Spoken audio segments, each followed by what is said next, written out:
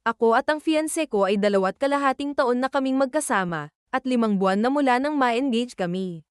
Natural lang sana na masaya at punong-puno ng excitement ang panahong to, pero hindi ganun ang naging kaso, dahil sa future mother-in-law ko.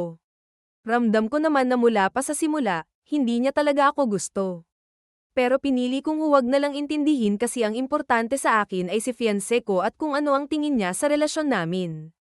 Pero simula nang naging opisyal na ang engagement namin lalo lang lumala ang ugali ng nanay niya.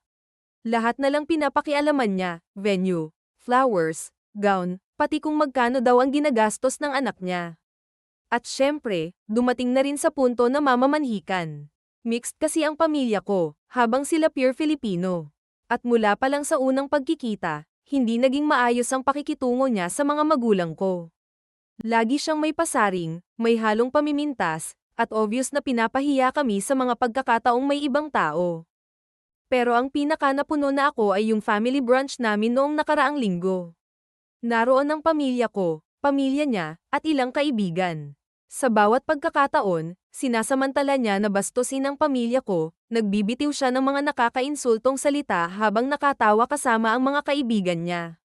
Salita na masyadong malalim para hindi maintindihan ng magulang ko. Hanggang sa hindi ko na talaga kinaya. Hinarap ko siya. Sinabi ko sa kanyang bastos siya, walang modo, at racist. Umiiyak siya pagkatapos, nagpapaka-victim.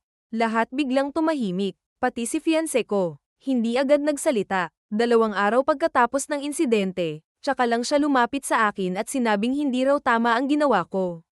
Dapat daw hindi ko siya tinawag na racist sa harap ng lahat, at dapat daw akong humingi ng paumanhin. Hindi lang yun, sinabi pa niya na ako raw dapat ang maging mas mature at huwag patulan ang baliw niyang ina. Doon ako lalong nainis. Sinabi ko sa kanya na kung hindi marunong rumispeto ang nanay niya, walang kasalang magaganap.